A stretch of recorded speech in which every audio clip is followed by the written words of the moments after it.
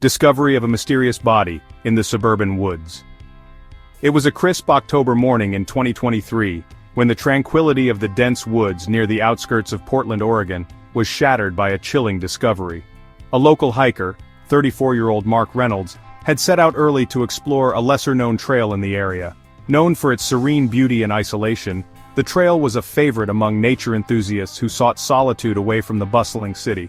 Mark, an experienced outdoorsman, had taken this route many times before, but what he stumbled upon that day would haunt him for the rest of his life. As Mark recounted later to the authorities, the morning had started like any other. The sun was just beginning to rise, casting long shadows through the towering pines. The air was crisp, carrying the faint scent of damp earth and fallen leaves. He had been walking for about an hour, enjoying the stillness, when something unusual caught his eye. Just off the main path, partially obscured by a cluster of ferns, he noticed what appeared to be a flash of red fabric. At first he thought it might be trash, or perhaps a piece of clothing left behind by a careless camper, but as he approached, his heart began to race. The closer he got, the more he realized something was terribly wrong.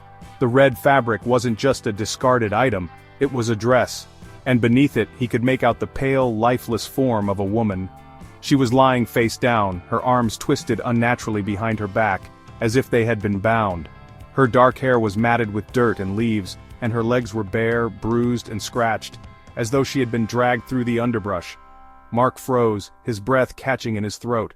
For a moment he thought he might be imagining things, but the grim reality of the scene quickly set in. "I didn't want to believe it," Mark later told reporters. "I kept thinking, this can't be real, this doesn't happen here." But it was real. And it was horrifying. Fighting the urge to panic, Mark pulled out his phone and dialed 911. His voice trembled as he described what he had found, and the dispatcher assured him that help was on the way. She instructed him to stay on the line and remain at the scene if he felt safe to do so. Mark agreed, though he couldn't shake the feeling that someone, or something, might still be lurking in the woods. Within 20 minutes, the quiet trail was swarming with law enforcement. Officers from the Portland Police Department, along with forensic investigators, arrived and quickly cordoned off the area. The scene was treated as a potential homicide from the outset, given the suspicious circumstances surrounding the woman's death. Her body showed clear signs of foul play, her hands had been tied with what appeared to be a thin rope or cord, and there was visible bruising around her neck suggesting strangulation. A large wound on the back of her head indicated she had suffered a severe blow, possibly with a blunt object. The woman's clothing, a striking red dress, was relatively clean, leading investigators to believe she had been killed elsewhere, and her body dumped in the woods. However, the lack of shoes and the scratches on her legs suggested she might have been dragged to the location. Nearby, officers found a few key pieces of evidence: a blood-stained rock, a length of frayed rope, and a set of tire tracks leading away from the scene. The tire tracks were particularly intriguing, as they appeared to belong to an older model vehicle, possibly a truck or SUV. As the forensic team began their meticulous work, the lead investigator, Detective Sarah Collins, surveyed the scene with a practiced eye. A 15-year veteran of the force, Collins had seen her fair share of grisly cases. But something about this one felt different. The location was remote, the victim's appearance was striking, and the method of disposal suggested a level of planning and calculation. "This wasn't random," she muttered to herself. Whoever did this wanted her to be found, but not too soon. The victim's identity was initially a mystery. She carried no ID, no phone, and no personal belongings. The only clue was a series of numbers scrawled in black ink on the palm of her left hand. The numbers, 7 digits in total, resembled a phone number, but without an area code, it was impossible to determine its origin. Detective Collins made a mental note to have the numbers traced as soon as possible. "It could be nothing," she said to her team, "or it could be everything." As news of the discovery spread, the small suburban community was thrown into a state of shock. The woods where the body was found were a popular spot for families, hikers, and dog walkers. The idea that such a brutal crime could occur in their backyard was almost too much to bear. Local residents began to speculate about the victim's identity and the circumstances of her death. Was she a local, a visitor? Had she been targeted, or was this a random act of violence? The questions were endless, and the answers were nowhere in sight. By the end of the day, the victim's body had been transported to the county morgue for a full autopsy, and the evidence collected at the scene was sent to the crime lab for analysis. Detective Collins and her team worked late into the night, piecing together what little they had.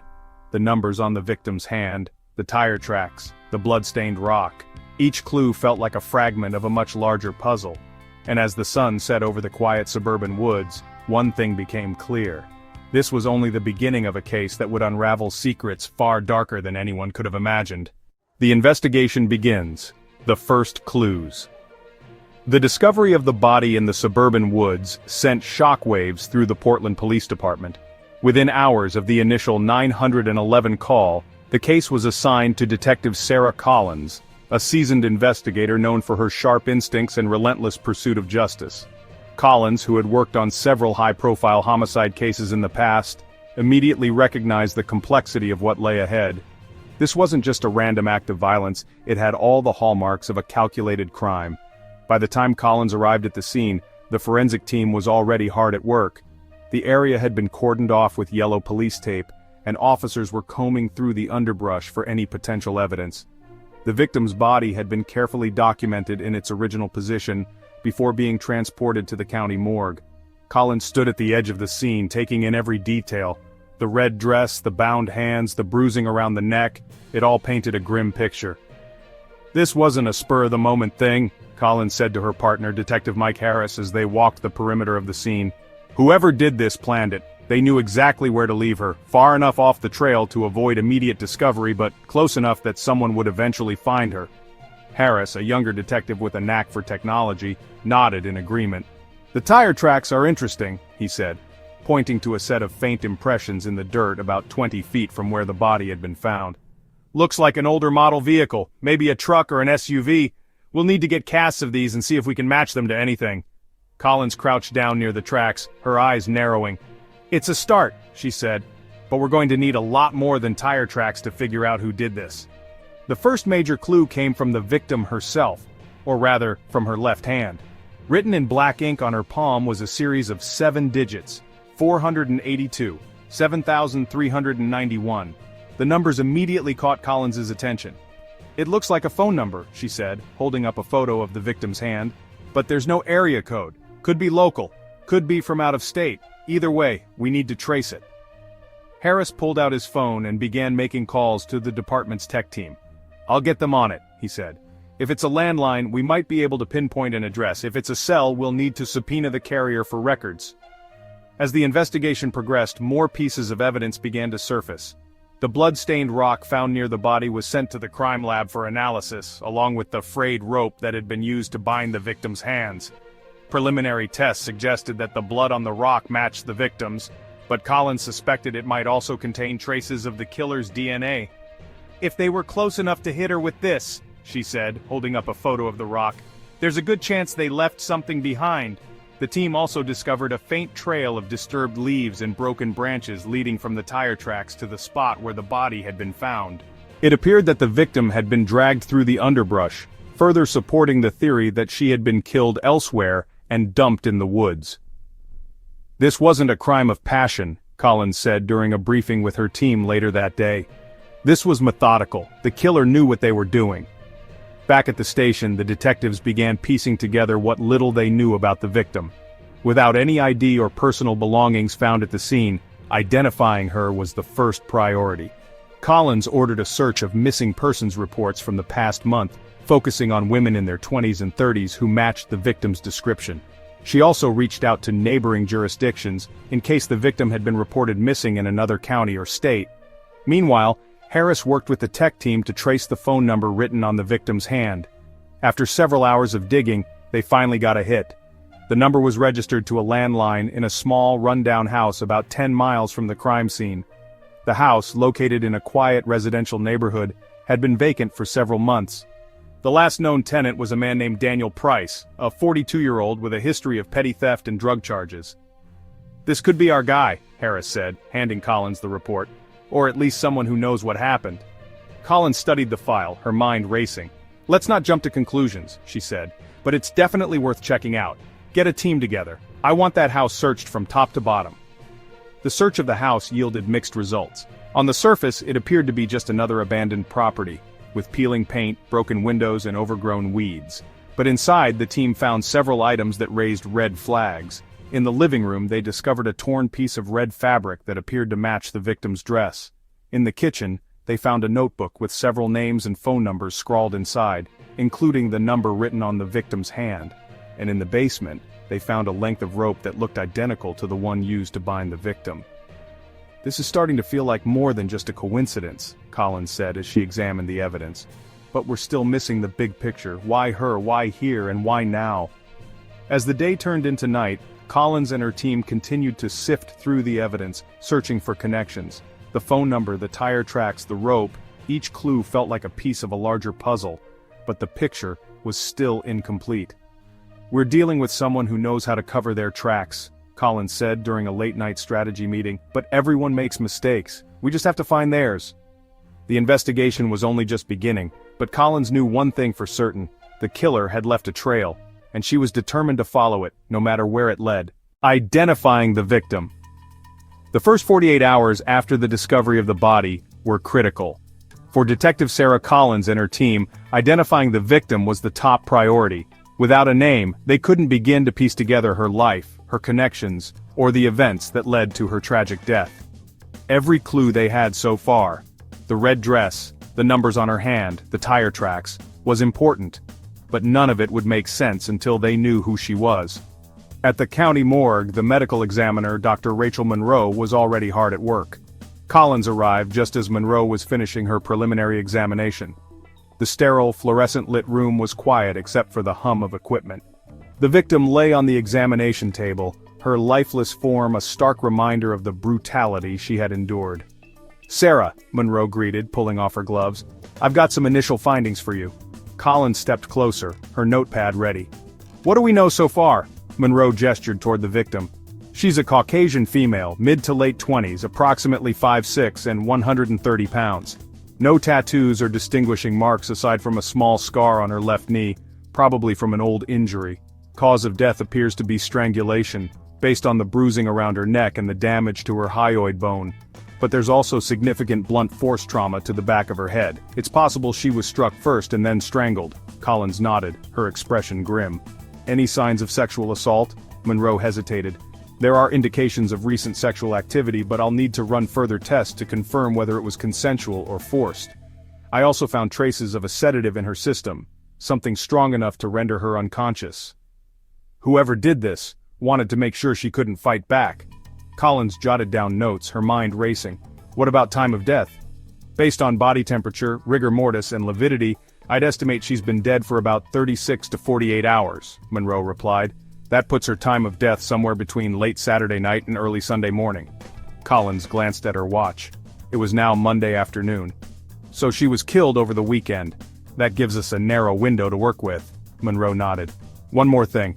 I found faint traces of dirt and plant material on her dress and under her fingernails.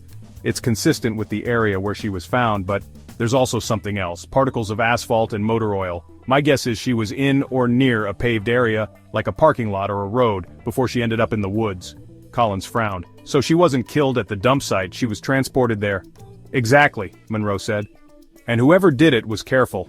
There's no sign of defensive wounds, which means she was likely unconscious or restrained the entire time." Collins thanked Monroe and left the morgue, her mind already working through the next steps. Back at the station, she called a meeting with her team to discuss the findings. "All right, here's what we know," she began, addressing the group. "Our victim is a young woman, likely in her late 20s, who was killed sometime over the weekend. She was sedated, possibly assaulted, and then transported to the woods where her body was dumped. We still don't know who she is, but we need to figure that out fast." Detective Mike Harris raised his hand. "What about missing persons reports? Have we found any matches?" Collins nodded.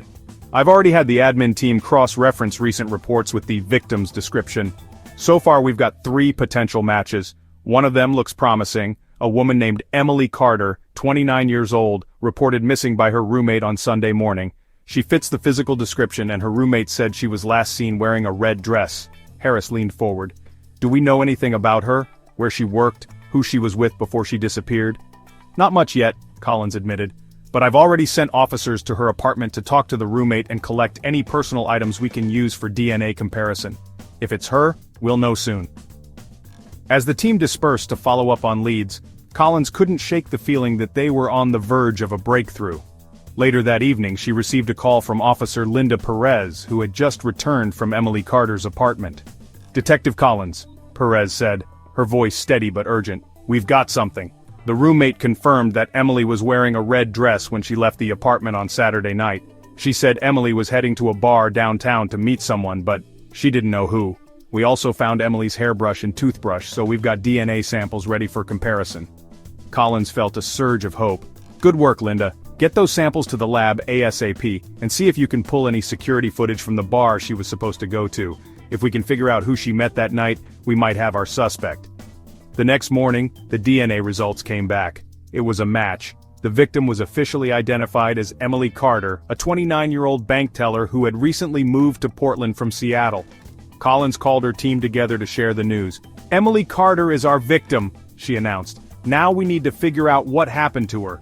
We know she went to a bar on Saturday night to meet someone. Let's start there. I want every piece of footage we can get from that area, and I want to know who she was talking to, who she left with, and where they went." As the team got to work, Collins made the difficult call to Emily's parents in Seattle. The conversation was brief, but heartbreaking.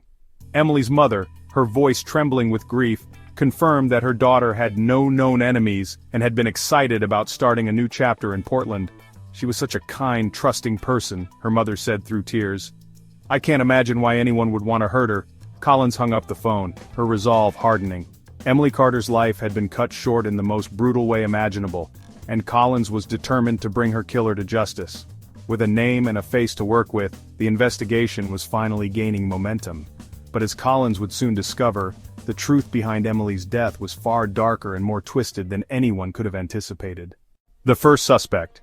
The mysterious boyfriend with Emily Carter's identity confirmed, Detective Sarah Collins and her team shifted their focus to uncovering the events leading up to her death.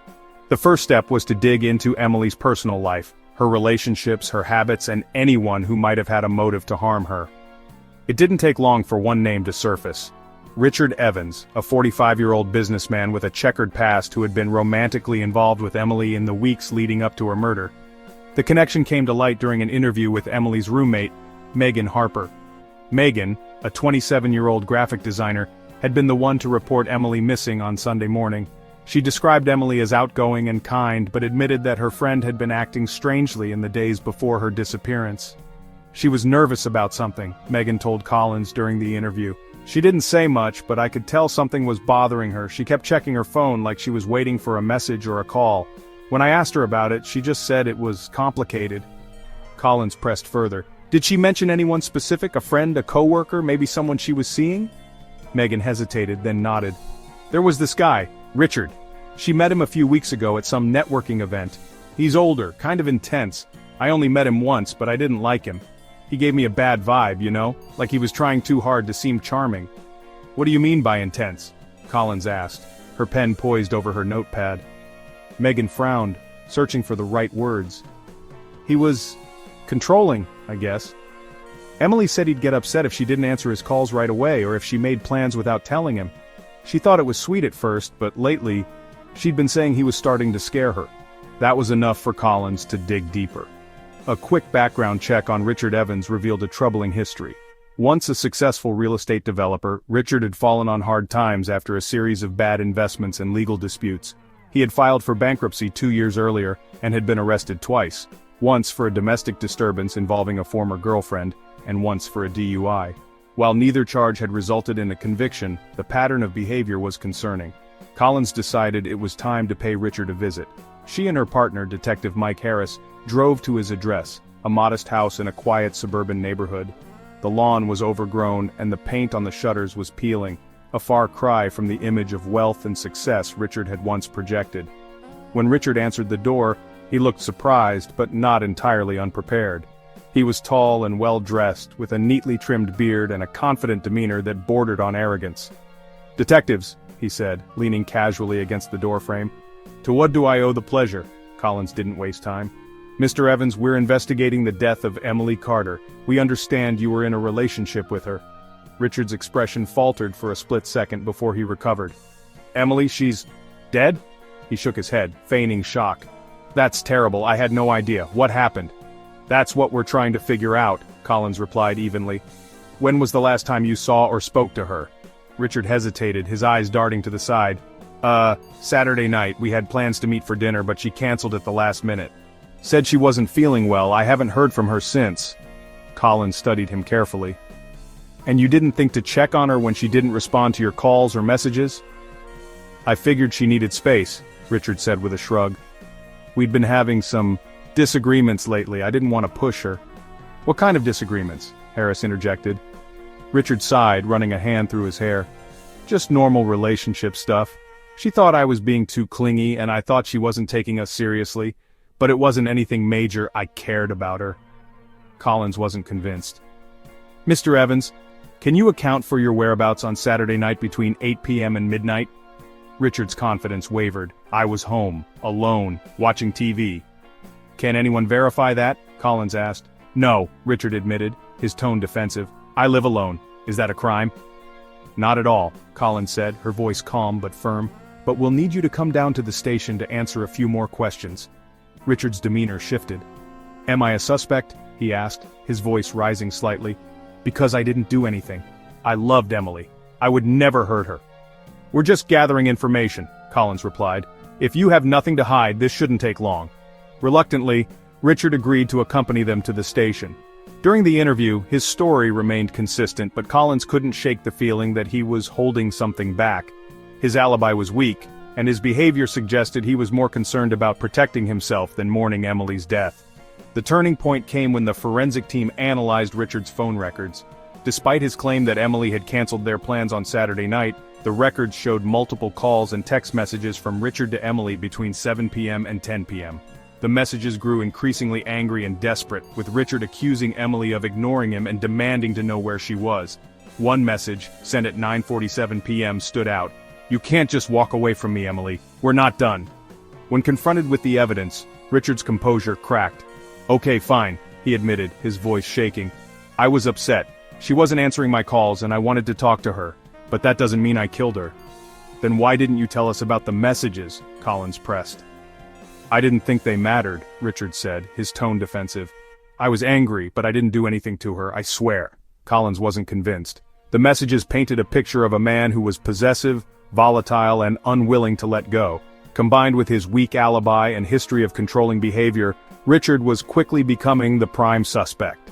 But without concrete evidence linking him to the crime scene, Collins knew they couldn't make an arrest. Yet.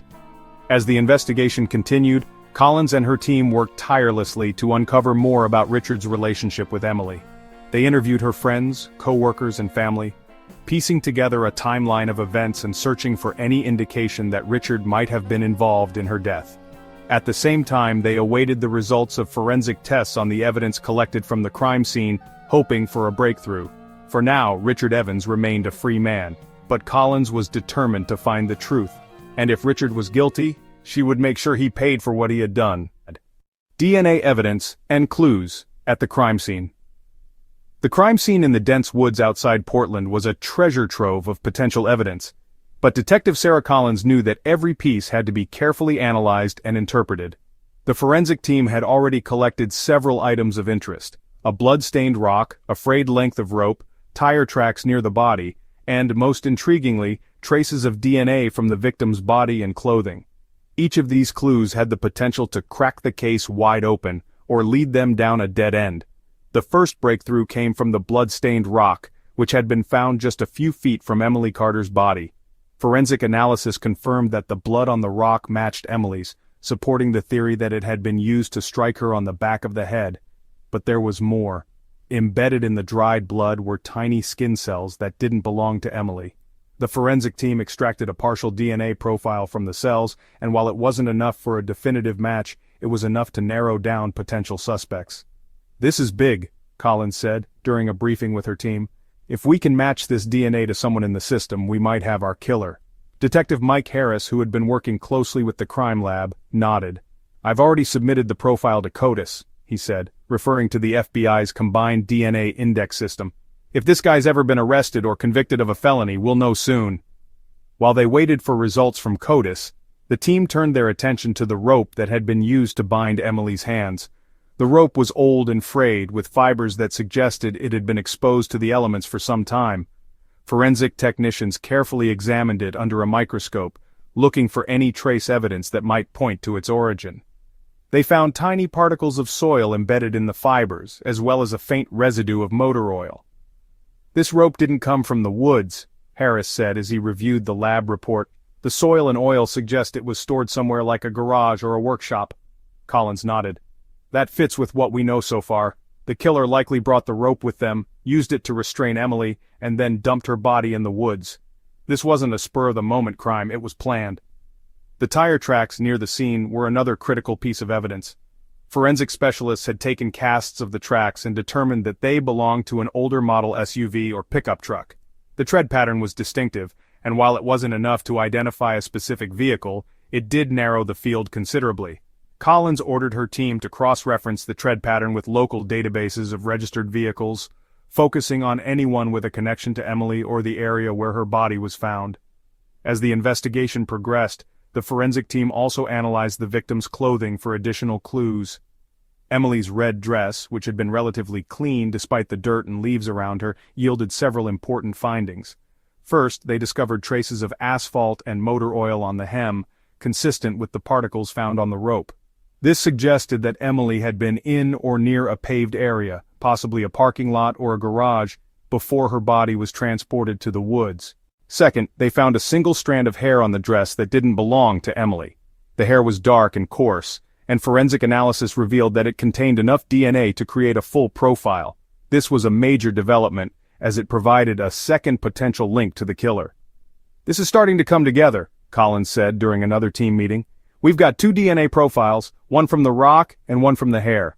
If they match, we've got our guy. If they don't, it means there's more than one person involved." Harris leaned back in his chair, his expression thoughtful. "What about the tire tracks? Any hits on the vehicle?" "Not yet," Collins admitted, "but we're working on it. I've got officers checking surveillance footage from nearby gas stations and traffic cameras. If the killer drove through the area, we might be able to spot their vehicle." The final piece of evidence from the scene was the series of numbers written on Emily's hand: 482, 7391. While the number initially appeared to be a phone number, further investigation revealed that it didn't match any active landlines or cell phones in the area. However, when the tech team ran the number through a database of old phone records, they discovered that it had once been registered to a payphone outside a now-abandoned gas station about 15 miles from the crime scene. "That's an odd connection," Harris said when Collins shared the findings. "Why would she have a payphone number written on her hand?" Collins shrugged. "Maybe she was meeting someone there. Or maybe it's where the killer lured her before taking her to the woods. Either way, we need to check it out." The next day, Collins and Harris visited the abandoned gas station. The building was dilapidated, with boarded-up windows and graffiti covering the walls. The payphone was still there, though it was rusted and no longer functional. Nearby, they found fresh tire marks in the dirt, as well as a discarded cigarette butt. Collins bagged the cigarette as evidence, hoping it might contain DNA. "This place gives me the creeps," Harris muttered, glancing around. "You think this is where it started?" "Maybe," Collins said, her eyes scanning the area. "Or maybe it's just another piece of the puzzle. Either way, we're getting closer." Back at the station, the cigarette butt was sent to the lab for analysis, and the DNA results from the crime scene finally came in. The partial profile from the rock didn't match anyone in CODIS, but the hair found on Emily's dress was a different story. It matched a man named Daniel Price, a 42-year-old mechanic with a history of assault charges. Price had no known connection to Emily, but he owned an older model SUV that matched the tire tracks found at the scene. Collins felt a surge of adrenaline as she reviewed the report. "We've got him," she said, her voice firm. "Let's bring him in." But as the team prepared to arrest Daniel Price, Collins couldn't shake the feeling that there was more to the story. The evidence was compelling, but it didn't explain everything, like the payphone number on Emily's hand or the traces of motor oil on her dress. Was Price working alone, or was there someone else involved? And if so, who? A string of similar murders in the past. As the investigation into Emily Carter's murder deepened, Detective Sarah Collins began to notice unsettling patterns in the evidence. The methodical nature of the crime, the use of sedatives, the remote location of the body dump site, none of it felt like the work of an amateur. It was too calculated, too precise. And as Collins and her team dug deeper, they uncovered a chilling possibility. Emily's murder might not have been an isolated incident. It could be part of a larger pattern, a string of similar murders stretching back years. The first clue came from Detective Mike Harris, who had been tasked with reviewing cold cases in the region. Late one night as he sifted through old files, he came across a case from 2018 that immediately caught his attention. The victim, a 26-year-old woman named Rachel Monroe, had been found strangled in a wooded area about 30 miles from where Emily's body was discovered. Like Emily, Rachel had been sedated before her death, and her hands had been bound with a frayed rope. The similarities were striking. "Sarah, you need to see this," Harris said the next morning, dropping a thick case file onto Collins's desk. "This is from 5 years ago. Different victim, different location, but the MO is almost identical." Collins flipped through the file, her brow furrowing as she read the details. Rachel Monroe had been a college student who disappeared after leaving a party late at night. Her body was found 3 days later, dumped in a remote area.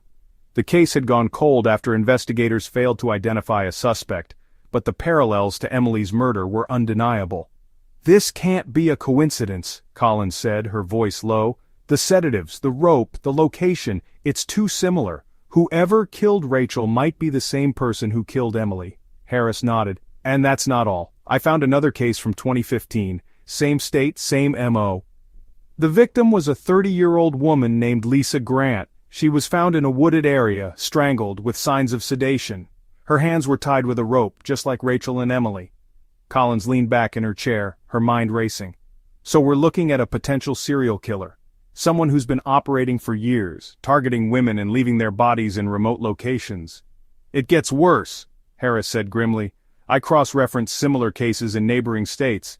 There's one in Washington from 2013 and another in Idaho from 2011. Both victims were young women, both were strangled, and both were found in wooded areas.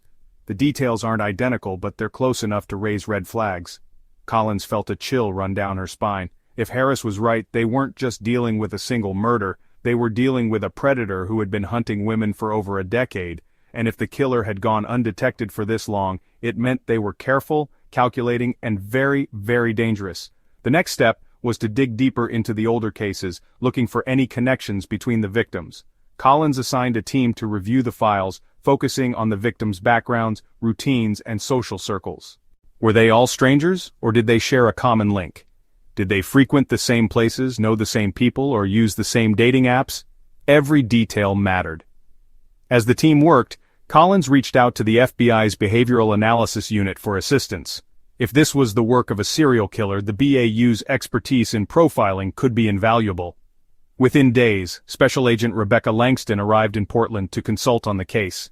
"This is a classic organized offender," Langston said during a briefing with the team. "The killer is methodical, patient, and highly controlled. They likely stalk their victims for days or even weeks before making a move. The use of sedatives suggests they want to minimize resistance, and the remote dump sites indicate they're familiar with the area. This isn't someone who acts on impulse, this is someone who plans every detail." Collins nodded. "What about the cooling-off periods? The murders are years apart. Does that fit the profile?" "It's unusual but not unheard of," Langston replied. "Some offenders go dormant for long periods either because they're trying to avoid detection or because their circumstances change. They might move to a new area, start a new job, or even enter a relationship. But eventually, the urge to kill resurfaces." As Langston spoke, Collins couldn't help but think about Richard Evans, the mysterious boyfriend who had been their prime suspect in Emily's murder. Could he be the killer they were looking for, or was he just another piece of a much larger puzzle? The breakthrough came when the forensic team re-examined the DNA evidence from the older cases. In the 2018 murder of Rachel Monroe, investigators had recovered a partial DNA profile from a cigarette butt found near the crime scene. At the time, the profile hadn't matched anyone in the system, but now, with advances in technology and access to new databases, the lab was able to generate a more complete profile, and it matched the DNA found on the hair from Emily Carter's dress. "We've got a match," Harris announced during a late-night meeting. "The same DNA was found at both crime scenes. It's the same guy." Collins felt a surge of adrenaline. "What about the other cases? Do we have DNA from those?" "Not yet," Harris admitted. "But I've already requested the evidence from Washington and Idaho. If the killer left any trace behind, we'll find it." As the pieces of the puzzle began to fall into place, Collins and her team faced a daunting realization. They were dealing with a serial killer who had been operating across multiple states for over a decade. The killer was careful, but not perfect. And now, for the first time, they had a trail to follow. But the question remained, who was he, and why had he chosen Emily Carter as his latest victim? To answer those questions, Collins knew they would have to dig even deeper, into the killer's past, his methods, and his motives. And with every passing day, the stakes grew higher. If the killer was still out there, it was only a matter of time before he struck again. A lead from a survivor. The investigation into Emily Carter's murder had taken a dark turn, uncovering a potential serial killer who had been operating undetected for over a decade. But just as Detective Sarah Collins and her team were beginning to piece together the killer's pattern, a new lead emerged, one that would change the course of the case entirely. It came from someone they hadn't expected, a survivor. It started with a phone call to the Portland Police Department's tip line.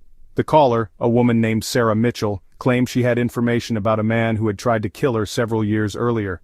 Her story was eerily similar to the details of Emily Carter's murder, and when the tip was passed along to Collins, she wasted no time in following up. Collins and her partner, Detective Mike Harris, arranged to meet Sarah Mitchell at a small coffee shop on the outskirts of the city. Sarah, a 38-year-old nurse, arrived looking nervous but determined. She was petite, with dark hair pulled back into a ponytail, and her hands trembled slightly as she clutched a cup of tea. "Thank you for meeting with us," Collins said, her tone calm and reassuring. "We understand this might be difficult for you, but anything you can tell us could be crucial to our investigation." Sarah nodded, taking a deep breath. "I've been carrying this with me for years," she said. "I never thought I'd have to talk about it again, but when I saw the news about Emily Carter, I knew I couldn't stay silent. What happened to her, it's so similar to what happened to me." Collins leaned forward, her notepad ready. "Take your time, Sarah. Start from the beginning." Sarah hesitated for a moment, then began her story. It was the summer of 2016, and she had been living in a small town about 50 miles from Portland. One evening, after finishing a late shift at the hospital, she had stopped at a local bar to unwind. That's where she met him, a man who introduced himself as Daniel. He was charming, confident, and attentive, and Sarah, who had recently gone through a breakup, found herself drawn to him. "He seemed so normal," Sarah said, her voice trembling. "He wasn't pushy or creepy, he just seemed nice. We talked for a while, and he offered to walk me to my car. I didn't think anything of it." But as they reached the parking lot, Daniel's demeanor changed. He became aggressive, grabbing Sarah by the arm and trying to force her into his car. She fought back, screaming and kicking, and managed to break free when a passing car pulled into the lot, scaring him off. "I was lucky," Sarah said, tears welling in her eyes. "If that car hadn't shown up, I don't know what would have happened. I went to the police, but they couldn't do much. I didn't know his real name, and there wasn't enough evidence to press charges. I tried to move on, but I never forgot his face." Collins exchanged a glance with Harris. "Do you think you'd recognize him if you saw him again?" she asked. Sarah nodded. "I'm sure of it. I'll never forget him." Collins pulled out a tablet and opened a file containing photos of potential suspects, including Richard Evans and Daniel Price, the man whose DNA had been linked to Emily Carter's murder. She handed the tablet to Sarah. "Take your time," she said. "Let us know if any of these men look familiar." Sarah scrolled through the photos, her expression tense. When she reached Daniel Price's photo, she froze. "That's him," she said, her voice barely above a whisper. "That's the man who attacked me." Collins felt a surge of adrenaline. "You're absolutely sure?" "I'm positive," Sarah said, her hands shaking. "That's him." With Sarah's identification, Collins and her team had a critical piece of the puzzle. Not only did they have DNA evidence linking Daniel Price to Emily Carter's murder, but they now had a witness who could place him at the scene of a similar attack. It was enough to obtain a warrant for his arrest. But Collins wasn't ready to move just yet. She wanted to make sure they had an airtight case before confronting Price. She ordered her team to dig deeper into his background, looking for any additional evidence that could tie him to the other murders. What they found was both shocking and damning. Price, a 42-year-old mechanic, had a history of violent behavior. He had been arrested twice in his 20s for assault, but had avoided conviction due to lack of evidence. He had also lived in or near the areas where several of the other victims had been found, and his work as a traveling contractor gave him the perfect cover to move between states without drawing attention. Even more chilling, investigators discovered that Price had purchased a remote cabin in the woods, about 20 miles from where Emily's body was found. When they searched the property, they found a hidden room in the basement containing rope, duct tape, and a collection of women's clothing. Forensic analysis later confirmed that some of the items belonged to Rachel Monroe, the victim from 2018. "This guy's been doing this for years," Harris said as they reviewed the evidence. "He's careful, but he's not perfect. He's left a trail and now we've got him." Collins nodded, her jaw set. "Let's bring him in." The arrest was swift and uneventful. Price was taken into custody without incident, though he maintained his innocence, claiming he had never met Emily Carter or any of the other victims. But as the evidence mounted against him, his story began to unravel. During his interrogation, Collins played her trump card, Sarah Mitchell. She brought Sarah into the room, and the moment Price saw her, his composure cracked. He looked away, his hands trembling, and refused to answer any more questions. "That's him," Sarah said, her voice steady despite the fear in her eyes. "That's the man who tried to kill me." With Sarah's testimony, the DNA evidence, and the items found at Price's cabin, Collins and her team had more than enough to charge him with Emily Carter's murder, and to reopen the cold cases of Rachel Monroe, Lisa Grant, and the other victims. For Sarah Mitchell, coming forward had been an act of incredible courage. Her story not only helped bring a killer to justice, but also gave closure to the families of the other victims. And for Collins, it was a reminder of why she had become a detective in the first place. To give a voice to those who couldn't speak for themselves, and to ensure that justice was served, no matter how long it took. Searching the suspect's home. The arrest of Daniel Price was a major breakthrough in the case, but Detective Sarah Collins knew that the real work was just beginning. With Price in custody, the next step was to search his home for evidence that could definitively link him to Emily Carter's murder, and possibly to the string of similar murders that had haunted the region for over a decade. Collins had a gut feeling that Price's house would hold the answers they needed, and she was determined to find them. The search warrant was approved within hours, and Collins, along with her partner Detective Mike Harris, and a team of forensic specialists, arrived at Price's modest suburban home early the next morning. The house was a small single-story structure with peeling paint and an overgrown lawn. It looked unremarkable, the kind of place you'd drive past without a second thought, but Collins knew better. She knew that behind the ordinary facade could lie the secrets of a killer.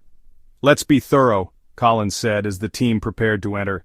"We're looking for anything that ties him to Emily Carter or the other victims. DNA, personal belongings, tools, anything. Don't overlook a single detail." The front door creaked as it opened, revealing a dimly lit living room that smelled faintly of mildew.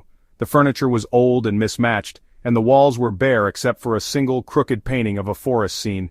It was a stark, almost eerie space, but nothing about it immediately screamed serial killer. Still, Collins knew that the most damning evidence was rarely out in the open. "Let's split up," she said, motioning for Harris to take the kitchen while she headed toward the bedroom. The forensic team fanned out, carefully documenting every inch of the house as they worked. The bedroom was small and sparsely furnished, with a neatly made bed, a single nightstand, and a dresser.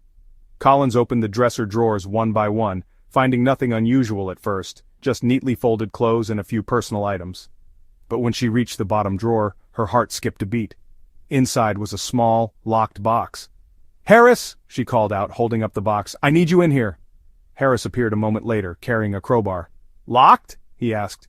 "Yeah," Collins said. "Let's see what he's hiding." Harris pried the box open, and what they found inside made Collins's stomach turn. The box contained a collection of women's jewelry, rings, necklaces, bracelets, all carefully arranged. Some of the pieces were tarnished and old, while others looked newer. Collins immediately recognized the significance. "Trophies," she said grimly. "These are trophies from his victims." Harris nodded, his expression dark. "We'll need to cross-reference these with the victims' families. If any of them recognize these items, it'll be another nail in his coffin." As the forensic team bagged and cataloged the jewelry, Collins moved on to the closet. Inside she found a row of neatly hung shirts and jackets, but it was the floor of the closet that caught her attention. The carpet was slightly uneven, as if something had been hidden beneath it. She knelt down and pulled the carpet back, revealing a small trap door. "Harris, over here," she said, her voice tense. Together, they pried open the trap door, revealing a narrow staircase that led down to a basement. The air grew colder as they descended, and the faint smell of damp earth filled their noses. The basement was dark, lit only by a single, flickering bulb. It was cluttered with tools, boxes, and old furniture, but one corner of the room stood out. It was a small, makeshift workspace, complete with a workbench, shelves, and a chair. On the workbench were several items that immediately caught Collins's attention: a roll of duct tape, a length of frayed rope, and a bottle of sedatives. Next to them was a notebook, its pages filled with handwritten notes and sketches. Collins picked up the notebook and flipped through it, her stomach churning as she read. The notes detailed plans for stalking and abducting women, complete with descriptions of their routines, physical appearances, and even the locations where they were most vulnerable. The sketches were crude but chilling, depicting women bound and gagged, their faces contorted in fear. "This is it!" Collins said, her voice shaking. "This is the evidence we need." Harris nodded, his jaw tight. "This guy's been planning this for years. He's meticulous." As the forensic team documented the basement, they made another disturbing discovery. A hidden compartment in one of the shelves. Inside were several plastic bags containing women's clothing, dresses, blouses, and even shoes. Some of the items were stained with what appeared to be blood. "Bag everything," Collins instructed. "We'll need to test these for DNA. If any of this matches the victims, it's game over for him." The final discovery came when one of the forensic technicians found a small locked cabinet in the corner of the basement. Inside were several disposable cell phones, each labeled with a date and a name. Collins recognized some of the names immediately. They belonged to the victims. "He was keeping track of them," she said, her voice filled with disgust. "He was using these phones to contact them, to lure them in." By the time the search was complete, Collins and her team had collected a mountain of evidence: the jewelry, the notebook, the clothing, the sedatives, and the phones. Each piece painted a clearer picture of Daniel Price as a cold, calculating predator who had spent years perfecting his methods. Back at the station, Collins reviewed the evidence with her team. The jewelry was sent to the victims' families for identification, and the clothing was tested for DNA. The notebook and phones were analyzed for additional clues, and the results were damning. Several of the items matched the victims, and the DNA on the clothing was a match for Rachel Monroe and Lisa Grant, two of the earlier victims. "This is it," Collins said during a briefing with her team. "We've got him. There's no way he's walking away from this."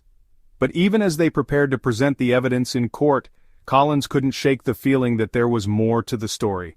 Price had been careful, almost too careful, and she couldn't help but wonder if he had accomplices, or if there were more victims they hadn't yet discovered. For now, though, she took solace in the fact that Price was behind bars, and that justice was finally within reach for Emily Carter and the other women whose lives he had taken. The search of his home had revealed the truth, and Collins was determined to see the case through to the end. Contradictory statements, and the suspect's silence. The interrogation room was cold and sterile, its fluorescent lights casting a harsh glow on Daniel Price as he sat across from Detective Sarah Collins and her partner, Detective Mike Harris. Price, a 42-year-old mechanic with a history of violence, had been arrested after a mountain of evidence linked him to the murder of Emily Carter and potentially several other victims. But despite the overwhelming case against him, Price maintained his innocence, or at least he tried to. From the moment the interrogation began, Collins could tell that Price was a man who thought he could outsmart the system. He sat with his arms crossed, his expression a mix of defiance and feigned indifference. But Collins had seen this act before.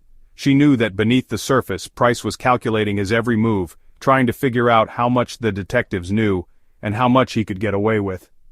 "Daniel," Collins began, her tone calm but firm, "we've got a lot to talk about. Let's start with the basics. Where were you on the night of February 14th? Price leaned back in his chair, a smirk tugging at the corner of his mouth. "I was at home," he said, "watching TV, alone." Collins nodded, jotting down his response in her notebook. "Alone, huh? No one who can confirm that?" "Nope," Price said, his smirk widening. "Guess you'll just have to take my word for it." Harris, who had been sitting silently up to this point, leaned forward. "Funny thing, Daniel," he said, his voice low and steady. "We've got surveillance footage from a gas station about 5 miles from where Emily Carter's body was found. It shows a man who looks a lot like you buying a pack of cigarettes around 10:30 p.m. on February 14th. Care to explain that?" Price's smirk faltered for a split second before he recovered. "I don't know what you're talking about," he said. "I don't smoke." Collins raised an eyebrow. "You don't smoke? That's interesting because we found a cigarette butt near Emily's body. And guess what? The DNA on it matches yours." Price's jaw tightened, but he said nothing. Collins could see the wheels turning in his head as he tried to come up with an explanation. She decided to press further. "Let's talk about the rope we found in your basement," she said, her tone sharpening. "It's a match for the rope used to bind Emily Carter's hands. Care to explain how that happened?" Price shrugged, his expression carefully neutral. "I'm a mechanic," he said. "I've got all kinds of tools and supplies in my basement. That rope could have come from anywhere." "Sure," Collins said, her voice dripping with sarcasm. "It could have come from anywhere. But it didn't. It came from you. And we've got the forensic evidence to prove it. Price's composure began to crack. He shifted uncomfortably in his chair, his eyes darting toward the door as if he were considering making a run for it. But Collins wasn't about to let him off the hook. "Daniel," she said, leaning forward and locking eyes with him, "we know you killed Emily Carter.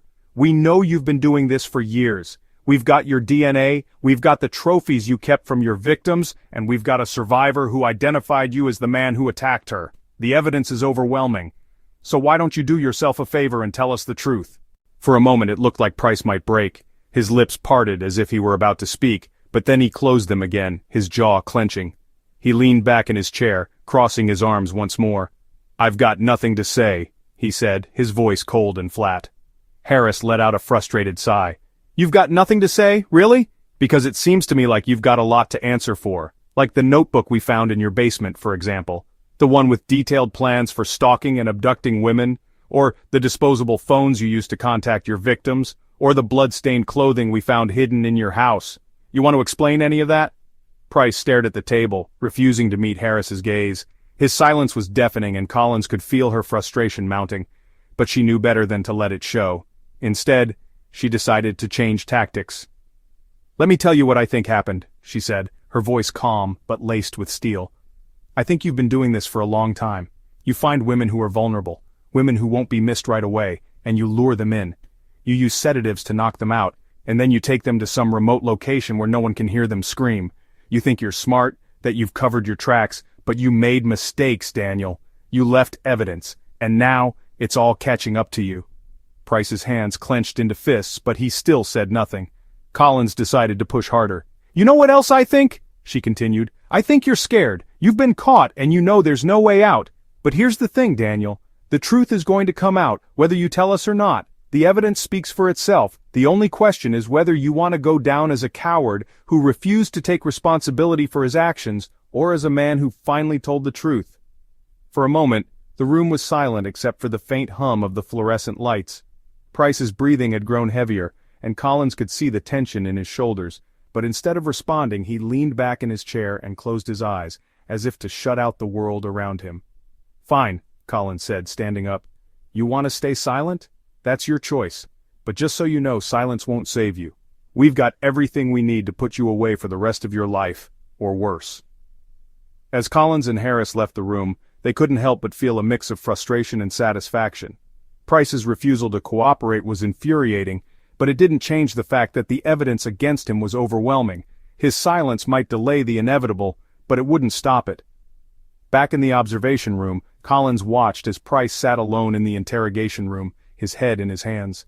She couldn't help but wonder what was going through his mind. Was he regretting his actions, or was he already planning his next move, trying to figure out how to manipulate the system one last time? "Do you think he'll crack?" Harris asked, breaking the silence. Collins shook her head. "Maybe, maybe not, but it doesn't matter. We've got him, Mike. He can stay silent all he wants, but the evidence will speak for him." And with that, Collins turned her attention back to the case, determined to ensure that Daniel Price would never hurt another woman again. The trial and the verdict. The trial of Daniel Price was one of the most highly anticipated court cases in recent memory. The media had dubbed him the Shadow Killer, a name that reflected the years he had spent operating in the dark, preying on women and leaving a trail of devastation in his wake. For Detective Sarah Collins and her team, the trial was the culmination of months of relentless work, gathering evidence, interviewing witnesses, and piecing together the horrifying puzzle of Price's crimes.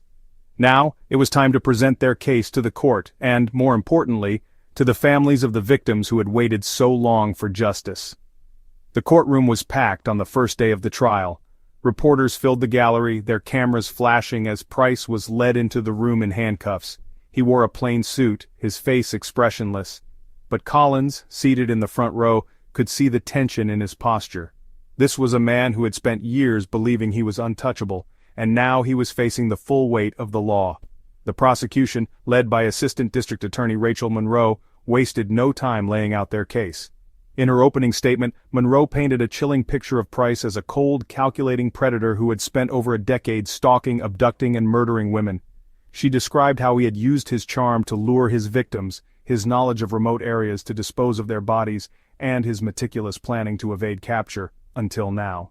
Daniel Price thought he was smarter than everyone else, Monroe said, her voice steady and commanding. He thought he could leave no trace, that he could silence his victims forever, but he was wrong. The evidence will show that Daniel Price is not only a murderer but a coward, a man who preyed on the vulnerable and left a trail of pain and suffering in his wake. And today, we will hold him accountable. The prosecution's case was built on a mountain of evidence, and over the course of the trial, they presented it piece by piece. Forensic experts testified about the DNA found on Emily Carter's body, the cigarette butt near the crime scene, and the blood-stained clothing discovered in Price's basement. They explained how the rope used to bind Emily's hands matched the rope found in Price's home and how the sedatives in his possession were identical to those found in the victim's systems. The most damning evidence, however, came from the notebook found in Price's basement. The prosecution presented it as a key piece of evidence, showing the jury the detailed notes and sketches that outlined Price's plans for stalking and abducting women. The pages were filled with chilling details, descriptions of the victims' routines, maps of the areas where they were taken, and even crude drawings of the acts he intended to commit. "This notebook is a window into the mind of a killer," Monroe said as she held it up for the jury to see. "It shows us not only what Daniel Price did, but how he thought, how he planned, how he hunted, and how he justified his actions. This is not the work of an innocent man. This is the work of a monster." The prosecution also called several witnesses to the stand, including Sarah Mitchell, the survivor who had come forward with her story of being attacked by Price in 2016. Mitchell's testimony was emotional and powerful as she recounted the night she had narrowly escaped becoming one of Price's victims. "I'll never forget his face," Mitchell said, her voice trembling but resolute. "The way he looked at me, like I was nothing more than prey. I thought I was going to die that night, but I fought back, and I survived. And now I'm here to make sure he never does this to anyone else." The defense, led by attorney Mark Reynolds, tried to poke holes in the prosecution's case. Reynolds argued that the evidence was circumstantial, that the DNA could have been contaminated, and that the notebook was nothing more than a collection of fictional writings with no direct connection to the crimes. He painted Price as a misunderstood man who had been unfairly targeted by law enforcement and the media. "Daniel Price is not a killer," Reynolds said in his opening statement. "He is a man who has been vilified by a system desperate for a scapegoat. The evidence against him is flimsy at best, and the prosecution's case is built on assumptions, not facts. I urge you to look beyond the headlines and focus on the truth." But as the trial progressed, it became clear that the defense's arguments were no match for the overwhelming evidence against Price. The prosecution's case was airtight, and every attempt by the defense to discredit the evidence was met with a counter-argument that left little room for doubt. The turning point came when the prosecution played a recording of Price's interrogation. In the recording, Price could be heard contradicting himself multiple times, first claiming he had never met Emily Carter, then admitting he had seen her once or twice. His evasive answers and refusal to explain the evidence found in his home painted a picture of a man who was hiding something. By the time the closing arguments were made, the mood in the courtroom was tense but resolute. Monroe delivered a powerful final statement, urging the jury to consider the pain and suffering Price had caused, not just to the victims but to their families and the community as a whole. "Daniel Price thought he could silence his victims," Monroe said, her voice filled with emotion. "But today their voices are being heard. Emily Carter, Rachel Monroe, Lisa Grant, and so many others. They can't speak for themselves, but the evidence speaks for them, and it tells us beyond a shadow of a doubt that Daniel Price is guilty. It's time to deliver justice." The jury deliberated for 3 days, and when they returned, the courtroom fell silent as the verdict was read. Price sat motionless, his face pale as the foreperson announced the decision. Guilty on all counts, including first-degree murder, kidnapping, and assault. The sentencing phase of the trial was equally emotional. Family members of the victims were given the opportunity to speak, and their words were a powerful reminder of the lives that had been shattered by Price's actions. "You took my daughter from me," said Emily Carter's mother, her voice breaking. "You took her future, her dreams, her life, but you didn't take her spirit. She lives on in our hearts, and today, we finally have justice." In the end, the judge sentenced Price to life in prison without the possibility of parole. For the families of the victims, it was a bittersweet moment, a sense of closure tempered by the knowledge that nothing could bring their loved ones back. For Collins and her team, it was a hard-won victory, a testament to their dedication and determination to see justice served. As Price was led out of the courtroom in handcuffs, Collins watched him go, feeling a mix of relief and exhaustion. The case had taken a toll on her, but it had also reaffirmed her commitment to her work. She had promised the victims and their families that she would find the truth, and she had kept that promise. Outside the courthouse, reporters swarmed Collins, shouting questions and snapping photos. But she ignored them, walking past the cameras and into the cool evening air. For the first time in months, she felt a sense of peace. The shadow killer was behind bars, and justice had been served. Unveiling dark secrets. Even after Daniel Price was convicted and sentenced to life in prison, the case was far from over. For Detective Sarah Collins, the trial had brought justice for Emily Carter and the other known victims, but it had also left behind a trail of unanswered questions. There were too many loose ends, too many details that didn't quite add up. Collins couldn't shake the feeling that there was more to Price's story, more victims, more crimes, and more secrets buried in the shadows of his past. The first clue came from an unexpected source, a former co-worker of Price's named Greg Walters. Walters, a mechanic who had worked with Price years earlier, came forward after the trial, claiming he had information that might be relevant to the investigation. Collins met with him in a small diner on the outskirts of town, where Walters nervously sipped his coffee and glanced around as if afraid someone might be watching. "I don't know if this is important," Walters began, his voice low, "but I've been thinking about it ever since I saw his face on the news. Back when we worked together, Daniel used to talk about this cabin he had out in the woods. He said it was his escape. A place where he could get away from everything. At the time I didn't think much of it, but now, I don't know, it just seems suspicious." Collins leaned forward, her interest piqued. "Did he ever say where this cabin was?" Walters shook his head. "Not exactly. But he mentioned it was near a lake about an hour's drive from here. He used to go there on weekends, said it was his sanctuary. I always thought it was weird how secretive he was about it. He never invited anyone, never talked about what he did there." Collins thanked Walters for the information and immediately began digging into property records. It didn't take long to find what she was looking for, a small, isolated cabin owned by Price, located deep in the woods near Lake Silverpine. The property had been purchased under a different name, but the financial records traced back to Price. Collins knew she had to investigate. She and her partner, Detective Mike Harris, obtained a warrant and made the trip to the cabin early one morning. The drive was long and winding, the road narrowing as they ventured deeper into the forest. When they finally arrived, the cabin looked unassuming, just a small, weathered structure surrounded by trees. But Collins had learned not to trust appearances. The first thing they noticed was the eerie silence. There were no birds chirping, no rustling of leaves, just an oppressive stillness that seemed to hang in the air. Collins and Harris approached the cabin cautiously, their weapons drawn, and forced the door open. Inside, the air was stale and the dim light filtering through the windows revealed a space that was both meticulously organized and deeply unsettling. The main room was sparsely furnished with a single chair, a small table, and a wood-burning stove. But it was the walls that caught Collins's attention. They were covered in photographs, hundreds of them, pinned up in neat rows. The photos were of women, some smiling, some candid, and some clearly taken without their knowledge. Collins recognized several of the victims, including Emily Carter and Rachel Monroe, but there were many others she didn't recognize. "Jesus," Harris muttered, his eyes scanning the walls. "How many women are we looking at here?" "Too many," Collins said, her voice tight. "We need to document everything." As the forensic team arrived to process the scene, Collins and Harris continued their search. In a small back room they found what could only be described as a trophy collection.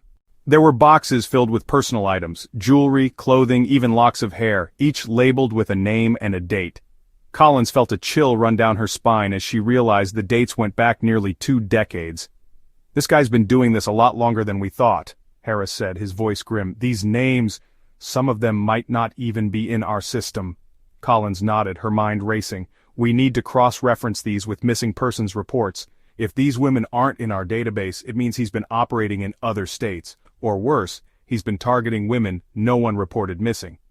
The most disturbing discovery came when they found a hidden trapdoor beneath a rug in the main room. The trapdoor led to a small underground cellar where they found a makeshift recording studio.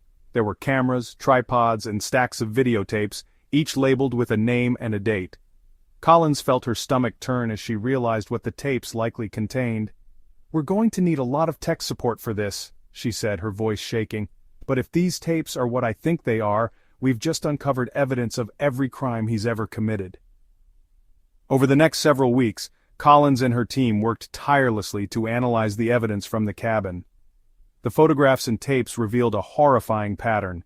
Price had been stalking and abducting women for nearly 20 years, documenting his crimes in meticulous detail. Many of the women had never been reported missing, either because they were estranged from their families or because they lived on the margins of society.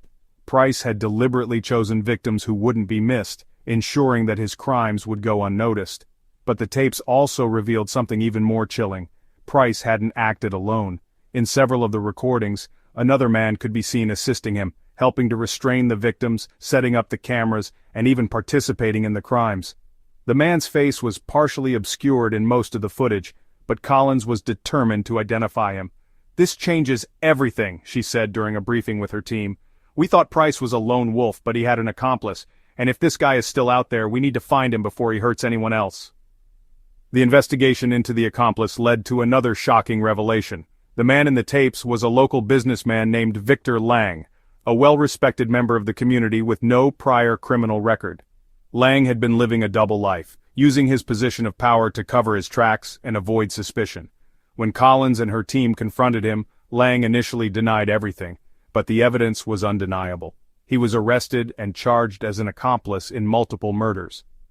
The discovery of Lang's involvement sent shockwaves through the community, but for Collins, it was a bittersweet victory. The case had uncovered layers of darkness she hadn't anticipated, and while she was relieved to have brought both men to justice, she couldn't help but feel the weight of the lives that had been lost. In the end, the secrets uncovered in Daniel Price's cabin painted a picture of a man who had spent decades hiding in plain sight, using his charm and cunning to evade capture. But it also revealed the resilience of the victims and their families, who had fought tirelessly for justice. For Collins, the case was a reminder of why she had become a detective, to shine a light on the darkest corners of humanity and ensure that no secret, no matter how deeply buried, could remain hidden forever. Lessons from the case. The case of Daniel Price, known as the Shadow Killer, was one that would haunt Detective Sarah Collins and her team for the rest of their lives. It wasn't just the brutality of the crimes or the sheer number of victims that left a lasting impression, it was the deeper truths the case revealed about human nature, the justice system, and the vulnerabilities of society. As the dust settled, and the investigation officially closed, Collins found herself reflecting on the lessons learned from one of the most harrowing cases of her career. Sitting in her office late one evening, Collins stared at the case files spread across her desk. Each file represented a life lost, a family shattered, and a community left reeling. But they also represented something else, the hard-fought pursuit of justice and the resilience of those who refused to let evil go unchallenged. As she flipped through the pages, she thought about the lessons that could be drawn from the case, lessons that might prevent something like this from happening again. The importance of listening to survivors. One of the most critical turning points in the case had been the testimony of Sarah Mitchell, the survivor who had come forward with her story of narrowly escaping Price's clutches. Her courage in sharing her experience had provided the detectives with a crucial lead, ultimately helping to unravel the web of lies and deceit Price had spun over the years.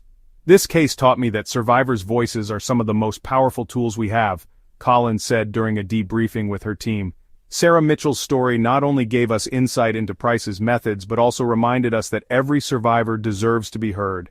We need to create an environment where people feel safe coming forward, no matter how much time has passed or how small they think their story might be.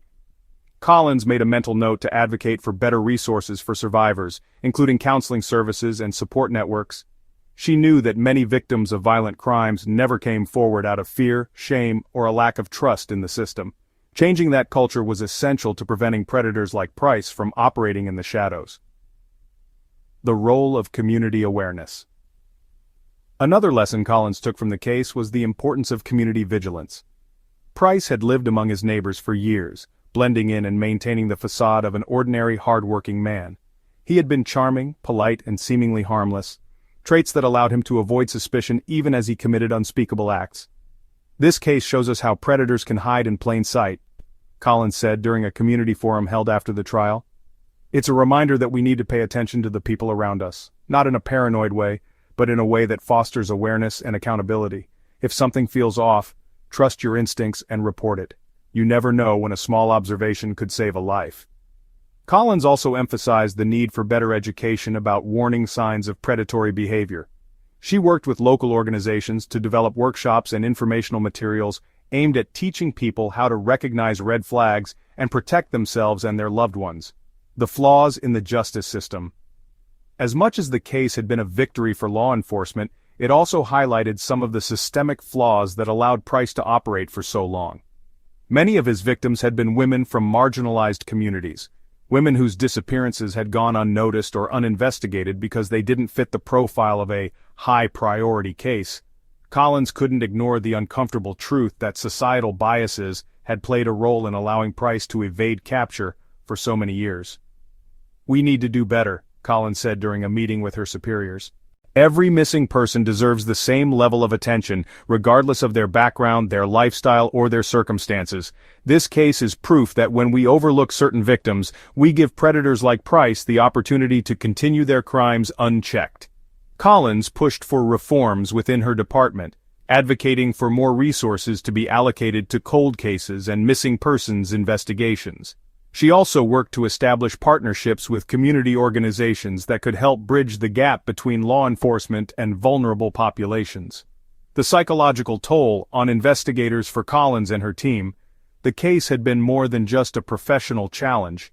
It had been a deeply personal ordeal. The gruesome nature of the crimes, the sheer number of victims, and the emotional weight of interacting with grieving families had taken a toll on everyone involved. Collins herself had struggled with sleepless nights, haunted by the faces of the victims and the knowledge that there were likely more women they would never be able to identify. "This job isn't just about solving cases," Collins said during a conversation with her partner, Mike Harris. "It's about carrying the weight of what we see and still finding a way to keep going. But we can't do it alone. We need to take care of ourselves and each other."